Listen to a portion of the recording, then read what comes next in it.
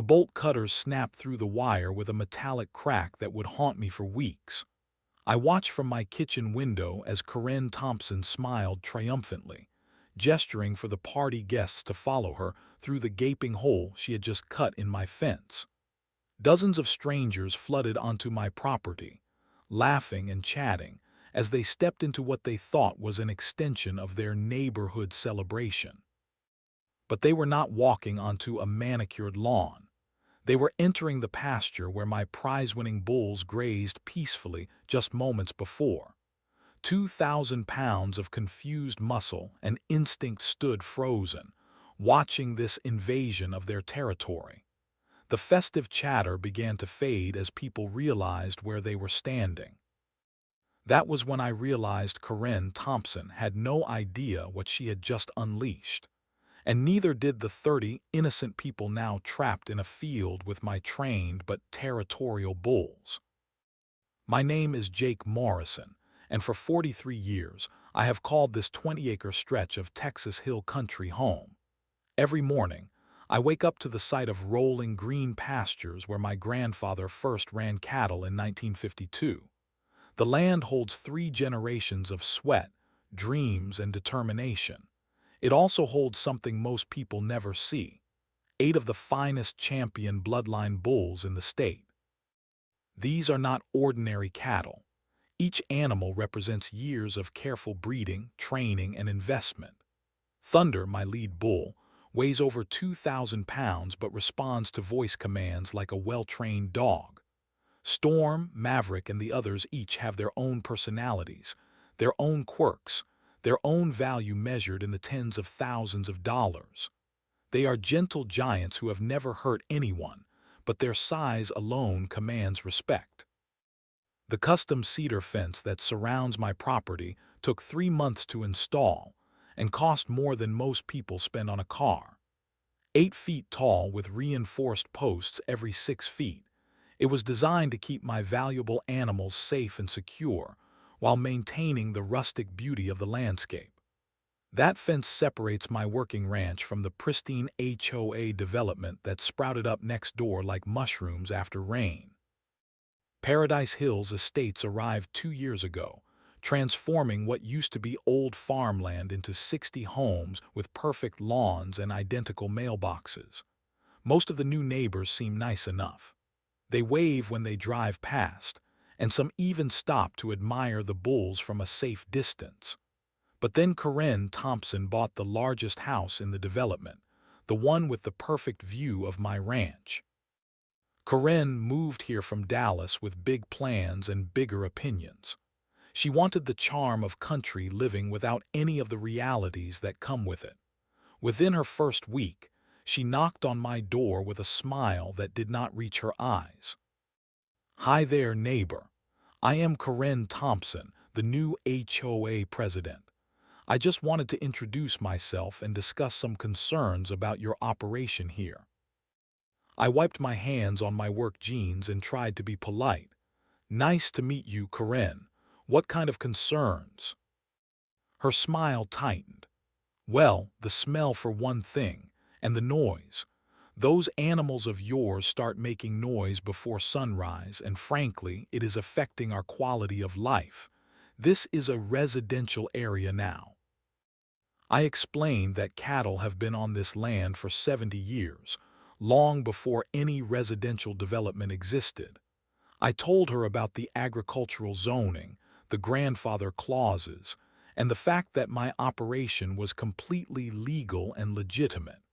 But I could see in her eyes that she was not listening. She was planning. The complaints started small. Phone calls to the county about noise violations that did not exist. Formal letters about property maintenance issues that were purely cosmetic. But I could feel something building, like storm clouds gathering on a clear day. My bulls sensed the tension too. These animals are incredibly intelligent and sensitive to their environment. When Corinne started taking her daily walks along our shared fence line, camera phone in hand, they would gather near the boundary and watch her with wary eyes. They knew she meant trouble long before I fully understood what she was capable of. The harassment campaign began exactly 3 weeks after our first conversation. Karen discovered that persistence and bureaucracy make powerful weapons when wielded by someone with time, money, and absolute conviction in their own righteousness. Every Monday morning at exactly 8 o'clock, my phone would ring. The county noise ordinance officer, the health department, the zoning commission. Karen had memorized every government agency phone number and used them like a rotary dial of torture. She filed complaints about my morning feeding routine, claiming the sound of grain hitting metal troughs violated residential noise ordinances. She reported imaginary health violations, insisting that my well-maintained pastures somehow created unsanitary conditions for the neighborhood. I spent more time in government offices than on my own land, explaining ranch operations to officials who had never seen a working farm. Each inspection revealed the same thing: no violations, no problems, no legitimate complaints. But the process itself became the punishment. Hours lost, stress accumulated, and the constant feeling that I was under siege on my own property. Karen escalated her campaign by recruiting other HOA members to her cause. She organized a petition drive, going door to door with carefully edited photos that made my ranch look like a junkyard. Pictures taken from specific angles showed only the weathered side of my barn, not the pristine pastures beyond. Close-ups of mud near the water troughs suggested poor drainage, when it was actually just evidence of healthy animals drinking regularly. Her social media presence became a daily attack on my livelihood. She created a Facebook group called Paradise Hills Safety Watch, where she posted dramatic updates about the dangerous situation next door. According to her posts, my gentle bulls were aggressive monsters barely contained by inadequate fencing.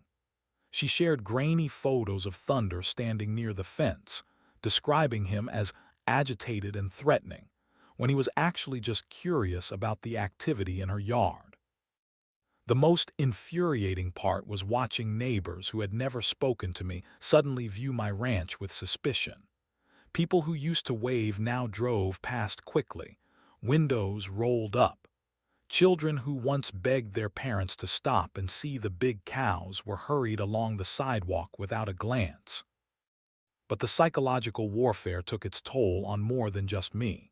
My bulls, creatures of routine and calm, began showing signs of stress. Thunder, usually the most social of the group, stopped approaching the fence when strangers appeared. Storm became skittish during feeding time, constantly looking toward the development as if expecting trouble. These animals had spent their entire lives in peaceful predictability, and Karen's campaign was destroying that sanctuary. Sleep became elusive as I lay awake wondering what new complaint would arrive the next day. The financial strain of constantly defending myself against false accusations ate into the ranch operating budget. Legal consultations, administrative fees, and lost productivity time added up faster than I could have imagined. Karen seemed to sense my growing exhaustion and pushed harder. She trespassed on my property regularly, always with her phone camera ready to document any perceived violation. When I caught her measuring my fence posts, she claimed she was concerned about property line encroachment and threatened to call the police if I did not let her continue. The woman who had moved to the country for its charm was systematically trying to eliminate everything that made it rural.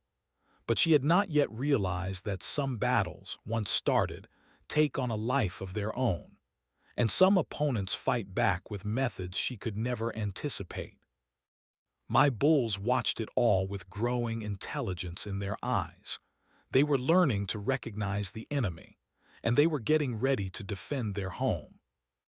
The legal letter arrived on expensive letterhead with a return address from downtown Dallas.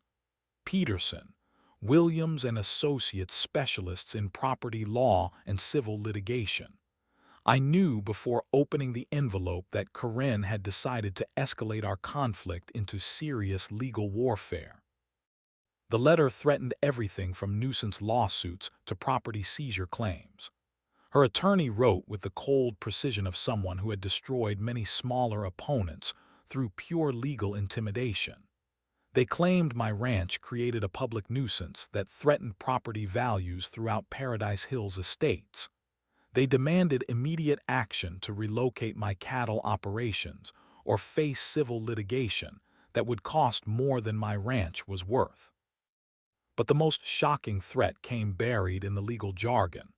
Karen was exploring eminent domain proceedings. Her lawyer suggested that my agricultural land could be seized for community benefit if I refused to cooperate with reasonable development plans. The idea that someone could steal land my grandfather had worked for 70 years left me speechless with rage. I scraped together $5,000 for a legal consultation with Tom Bradley, the only attorney in town who understood agricultural law. Tom had been practicing for 30 years and had never seen anything like Karen's approach. "Jake, this woman is playing hardball with serious money behind her. She has filed more legal paperwork in 6 months than most people do in a lifetime. Someone is funding this campaign, and they want your land badly." The realization hit me like a physical blow. This was not about noise complaints or property values. Karen wanted my ranch, and she was willing to use every legal weapon available to get it. The harassment campaign was designed to make defending my property so expensive and exhausting that I would eventually give up and sell. County commission meetings became Karen's public stage for dramatic presentations complete with PowerPoint slides and fabricated evidence. She dressed like a corporate executive, speaking with practiced authority about agricultural practices she had learned from internet research. Her polished appearance and articulate arguments initially swayed commissioners who had never dealt with working ranches. "Commissioners, we are asking for your help in addressing a genuine public safety issue. These animals are inadequately contained, poorly supervised, and represent a clear danger to our community. The property owner has repeatedly ignored our reasonable requests for compliance with modern safety standards." I sat in the back of those meetings, dirt still under my fingernails from morning chores, watching this woman lie with absolute conviction about everything I had spent my life building. She painted me as a negligent rancher whose dangerous animals threatened innocent families, when the truth was exactly the opposite. The financial strain became crushing. Legal fees consumed my equipment maintenance budget, my livestock improvement fund, and finally my emergency reserves. I was spending more money defending my right to ranch than I was making from ranching. Karen's strategy was working exactly as planned. Sleep became impossible as I worried about losing everything my grandfather had built.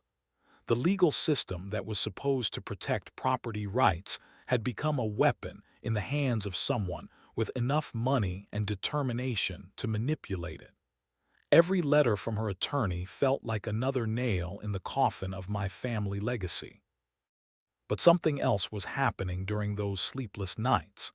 I began to understand Karen Thompson in ways she probably did not understand herself. Her obsession with destroying my ranch revealed a desperation that went beyond simple neighborhood complaints.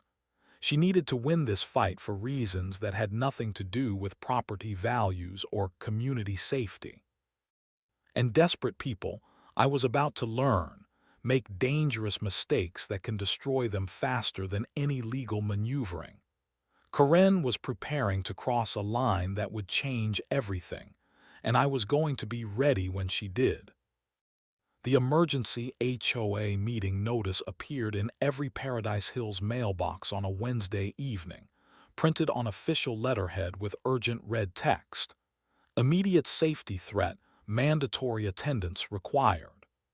Karen had called the meeting for Friday night, claiming my ranch created imminent danger that required immediate community action. I was not invited, of course, but I heard about it from my mailman whose wife lived in the development. According to him, Karen had promised definitive proof that my bulls were dangerous and my fencing inadequate. She planned to present evidence that would justify emergency intervention by county authorities. Friday night, I watched from my kitchen window as cars filled the community center parking lot. Every house in Paradise Hills seemed represented as residents filed into the meeting that would decide my fate. The irony was not lost on me that they were discussing my livelihood without allowing me to defend myself. The meeting lasted 3 hours. When it ended, Karen emerged with a triumphant smile and began immediate preparations for what she announced as a community celebration scheduled for the following Saturday afternoon. A block party, she called it, designed to bring neighbors together after the stress of recent events. But something about the timing felt orchestrated. The party was scheduled for Saturday afternoon, when county offices would be closed and emergency response times slower. Karen spent unusual amounts of time discussing the exact location of activities, all centered along our shared fence line. Her explanations were too detailed, too specific, too carefully planned. Late that night, I decided to take a walk around my property perimeter. What I discovered made my blood run cold. Fresh footprints in the soft ground near my fence posts, measuring tape marks on the fence rails, small flags marking specific locations along the barrier that separated my bulls from the development. Karen had been conducting reconnaissance missions on my property, measuring distances and marking strategic points. The evidence was clear. She was planning something for the community celebration that required precise knowledge of my fence construction and my bulls' grazing patterns. I confronted her the next morning as she took her usual walk past my property. She was carrying a decorative party planning bag, but something about the way she held it suggested heavier contents than streamers and balloons. "Karen, what exactly are you planning for this party tomorrow?" Her smile was cold and calculating. "Just a nice community gathering, Jake. Nothing that should concern you, as long as your animals stay on your side of the fence." The threat was clear. She was planning to create the very emergency she had been predicting. My decades of experience reading animal behavior extended to reading human behavior, and every instinct screamed that Karen was preparing to cross the point of no return. That afternoon, I drove to the electronics store and purchased a complete security camera system. 6 cameras with motion detection, infrared capability, and cloud storage backup. I spent the evening installing them along the fence line, focusing on the areas Karen had marked with her flags. The camera installation felt like preparing for war, but her escalating behavior left no choice. She had moved beyond harassment into what could only be described as sabotage planning. Whatever she intended to do during the community celebration, I was going to have irrefutable evidence of her actions. Thunder and the other bulls sensed the approaching conflict. They gathered near the fence that evening, not grazing or resting but standing alert like sentries. Their eyes followed every movement in the development, every preparation for tomorrow's celebration. These intelligent animals knew something was coming, and they were ready. As darkness fell over Paradise Hills estates, I made final preparations for what I knew would be a decisive confrontation. Karen Thompson had spent months trying to destroy my ranch through legal maneuvering and bureaucratic harassment. Tomorrow, she was going to try something much more direct and much more dangerous. But she had made one critical miscalculation. She thought she understood what she was dealing with, but she had never actually met my bulls up close. She was about to discover the difference between harassment from a distance and direct confrontation with 2,000 pounds of trained muscle and protective instinct. The breaking point was less than 12 hours away. Saturday afternoon arrived with perfect weather for a community celebration. Clear skies, gentle breeze, and temperatures in the mid-70s made it ideal for the outdoor party Karen had orchestrated. Families began arriving at Paradise Hills estates around noon, carrying folding chairs and covered dishes for what they believed was innocent neighborhood fun. I watched from my kitchen window as the celebration took shape exactly along our shared fence line. Tables laden with food, speakers pumping cheerful music, and children playing games within feet of my bull's pasture. The party guests had no idea they were unwitting participants in Corinne's scheme, positioned perfectly for whatever she had planned. My security cameras captured everything in crystal clear detail. Families enjoying barbecue, neighbors catching up on gossip, kids running between the adults with the boundless energy of a summer afternoon. It looked like a scene from a Norman Rockwell painting, wholesome and innocent and completely normal. But I kept my eyes on Corinne Thompson. She moved through the crowd like a conductor orchestrating a symphony, ensuring everyone was positioned exactly where she wanted them. Her smile was bright and welcoming, but I could see the tension in her shoulders, the constant checking of her watch, the way her eyes kept darting toward my fence. At exactly 3:30, when the party reached peak attendance with nearly 40 people present, Corinne made her move. I watched through my kitchen window as she casually approached the fence line, carrying what appeared to be a decorative party bag filled with supplies for games or activities. But the bag contained bolt cutters.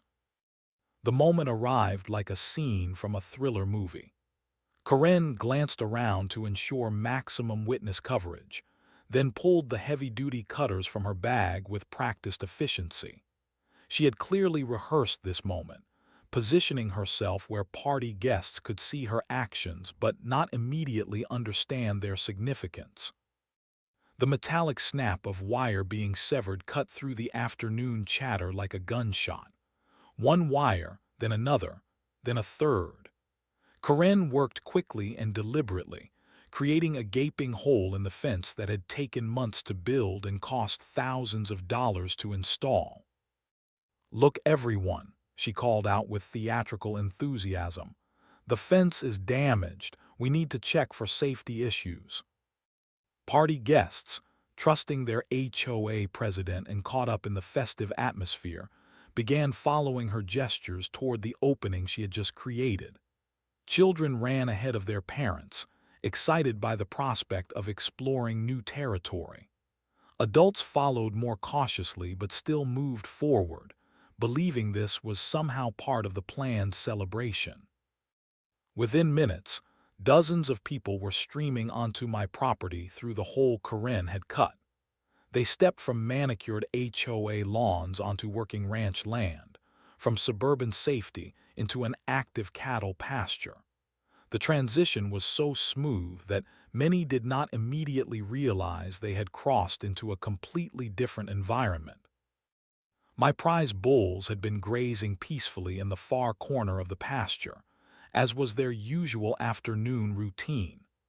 Thunder, Storm, Maverick, and the others were used to seeing people near the fence line, but they had never experienced dozens of strangers actually entering their territory.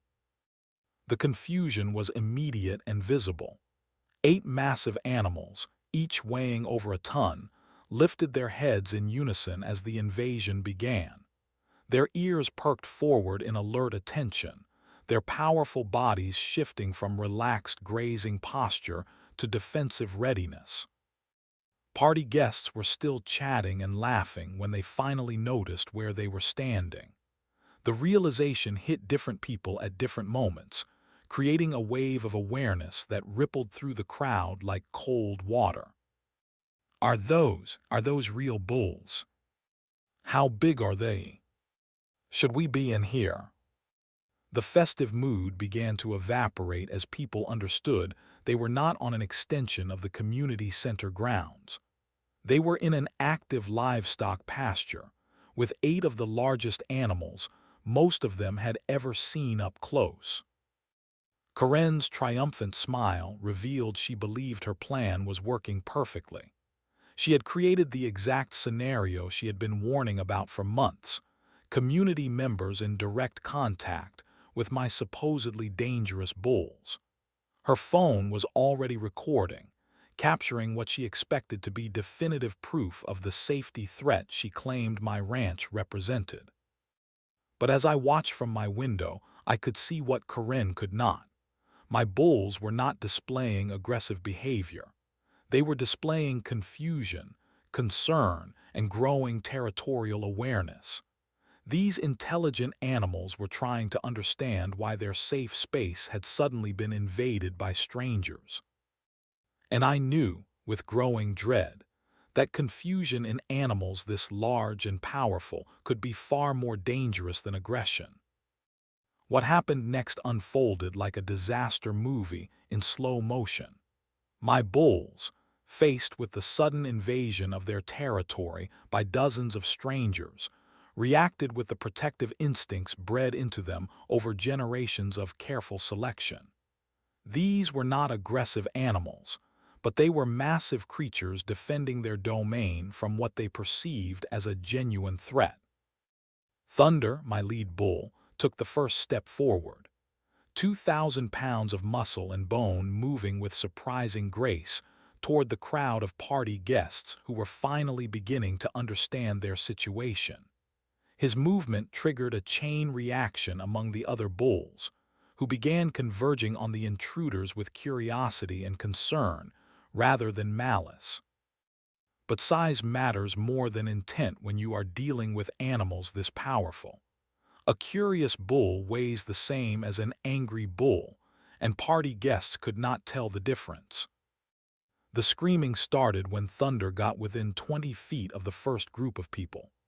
A child's terrified shriek cut through the afternoon air, followed immediately by panicked shouts from adults who suddenly realized they were sharing space with 8 massive animals.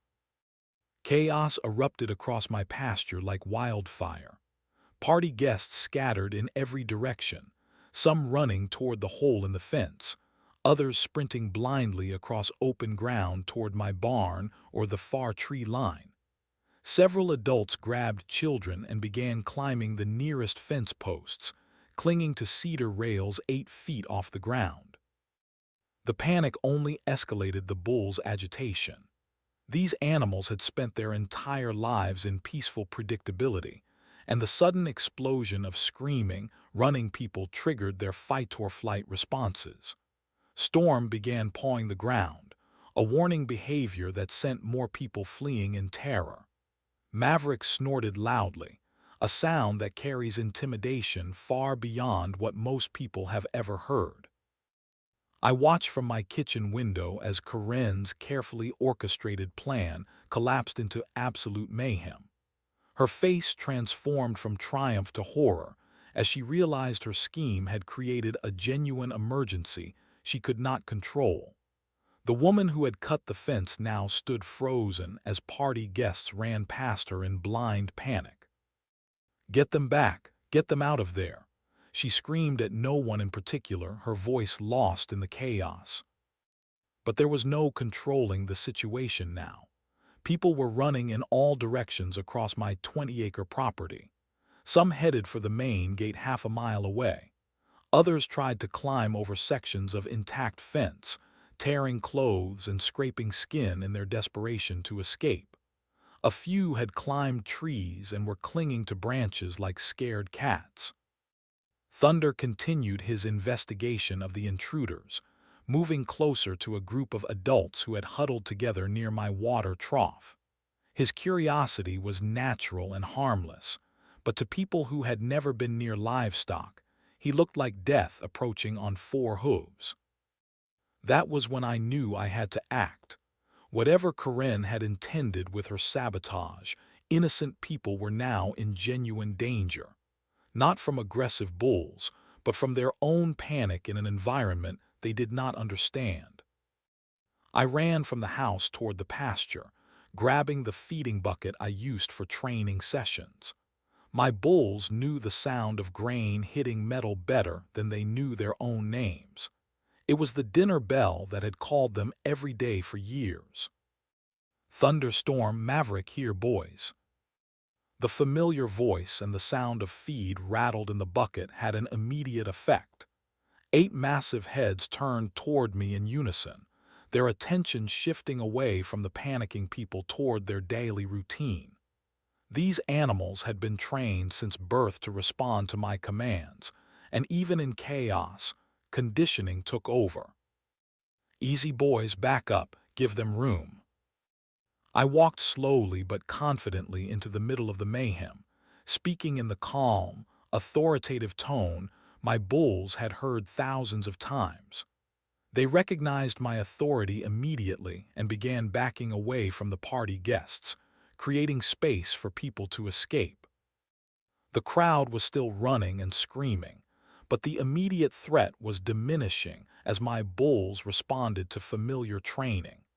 I continued calling them back, using voice commands and body language that had been practiced through years of daily interaction. But the damage to Karen's reputation was complete. Everyone who witnessed the scene had seen her cut the fence with bolt cutters. They had watched her encourage people to enter my property through the hole she created. There was no way to spin this as anything other than deliberate sabotage that had endangered innocent lives. Police sirens wailed in the distance, growing louder as emergency responders raced toward Paradise Hills Estates. Someone had called 911 when the chaos began, and multiple units were converging on the scene. Karen Thompson stood in the middle of my pasture, surrounded by the consequences of her own actions. Her plan to prove my bulls were dangerous had instead proven that she was the real threat to community safety. And every second of her sabotage was recorded in crystal clear detail by the security cameras I had installed just 24 hours earlier. The first police cruiser arrived within minutes of the emergency call, followed quickly by paramedics, additional patrol units, and a fire truck with animal control equipment. The response was overwhelming for what had started as a neighborhood block party, but the sight of 40 people fleeing from 8 massive bulls had triggered every emergency protocol in the county. Officer Martinez, a veteran deputy who had dealt with livestock incidents before, took control of the scene with professional calm. While paramedics checked party guests for injuries and other officers secured the area, Martinez approached me near the fence line where I was keeping my bulls calm and contained. "Sir, I need to understand what happened here. We have reports of people being attacked by cattle, property damage, and some kind of fence vandalism." I handed him my phone with the security camera app already open. "Officer, everything you need to see is recorded right here. The cameras captured the entire incident from start to finish." The footage was damning in its clarity. Karen approaching the fence with bolt cutters hidden in a party bag, the deliberate cutting of multiple fence wires, her encouraging party guests to enter my property through the hole she had created. Every action was documented with timestamps and multiple camera angles. Martinez watched the video twice, then looked across the pasture where Karen was arguing with another officer about her version of events. "Ma'am, you need to come over here and look at this footage. Now." Karen's face went through a series of expressions as she watched her own actions played back in high definition. Defiance shifted to confusion, then to growing panic as she realized the evidence was irrefutable. She had been caught red-handed committing multiple crimes while endangering innocent people. That is not, I was just, the fence was already damaged, I was trying to help. But her protests fell flat when the footage clearly showed her cutting intact wire with bolt cutters she had brought specifically for that purpose. There was no ambiguity, no room for interpretation, no way to claim this was anything other than deliberate sabotage. The criminal charges came quickly. Criminal mischief for the fence destruction. Criminal trespass for entering my property without permission. Reckless endangerment for leading party guests into a potentially dangerous situation. The district attorney would later add additional charges related to filing false police reports and harassment. But the criminal case was only the beginning.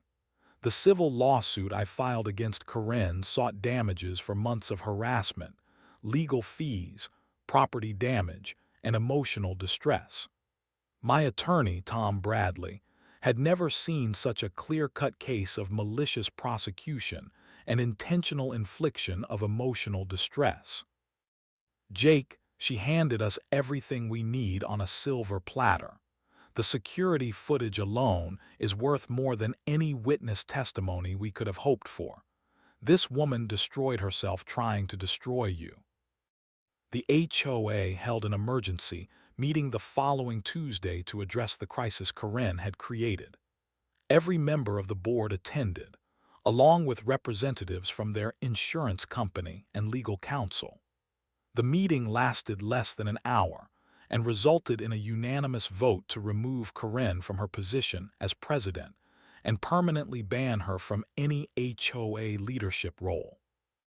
Paradise Hills Estates also faced potential liability for Karen's actions while serving as their elected representative. Their insurance company immediately began settlement negotiations to avoid a lawsuit that could have bankrupted the entire community association. The irony was perfect. Karen's campaign to destroy my ranch had instead put her own neighbors at financial risk. Word of the incident spread through the county like wildfire. Local news stations picked up the story, running footage of the emergency response and interviews with shaken party guests. The headline, HOA President Cuts Fence, Endangers Families with Bulls, became a cautionary tale that would be remembered for years. But the most satisfying part of the resolution was watching the community's perception shift. Neighbors who had been influenced by Karen's lies suddenly saw the truth about my ranch and my bulls. The same animals she had painted as dangerous monsters were revealed to be well-trained, gentle giants who had actually protected people during the chaos she created. Children who had been forbidden to walk past my fence were now brought by their parents to safely observe the bulls from outside the pasture. The same community that had once viewed my ranch with suspicion now saw it as an asset that added character and value to their neighborhood. Karen's attempts to negotiate a settlement revealed the financial strain her failed campaign had created.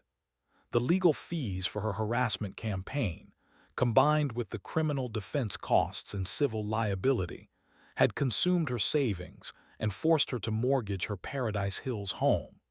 The woman who had tried to drive me out of the community was now facing bankruptcy and possible jail time. The criminal trial took place 6 months later. Security camera footage made the prosecution's case so straightforward that Karen's attorney advised her to accept a plea agreement rather than face a jury. She received 2 years of probation, 500 hours of community service, and was ordered to pay full restitution for the fence damage and legal costs. More importantly, the judge issued a permanent restraining order that prohibited Karen from any contact with me or my property.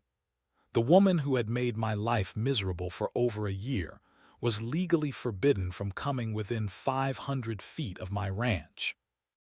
The civil lawsuit settled out of court for an amount that covered all my legal expenses, compensated me for the harassment I had endured, and provided enough additional funds to upgrade my ranch facilities.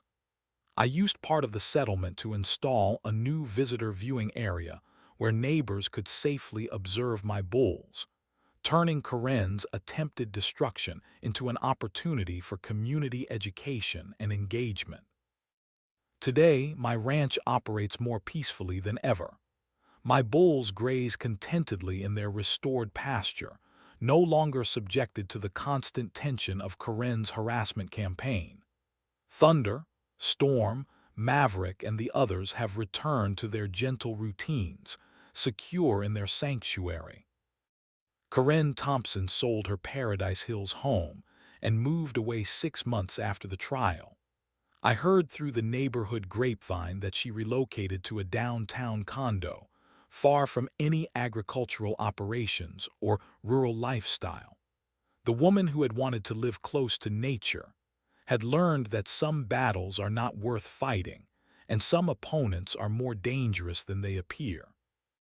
The fence she cut has been rebuilt stronger than before, with upgraded materials and improved design. But more importantly, it no longer represents a barrier between two conflicting ways of life. It now symbolizes the boundary between respect and harassment, between community and destruction, between justice and revenge. My grandfather would have been proud of how this story ended. The land he cleared with his own hands remains in family ownership, protected not just by legal documents, but by a community that finally understands its value. Sometimes the best victory is not defeating your enemy, but watching them defeat themselves through their own destructive choices. The bulls still graze peacefully in the morning sun, just as they did before Karen Thompson entered our lives. But now they do so with the knowledge that their home is secure, their owner is vindicated, and their community finally appreciates what they represent.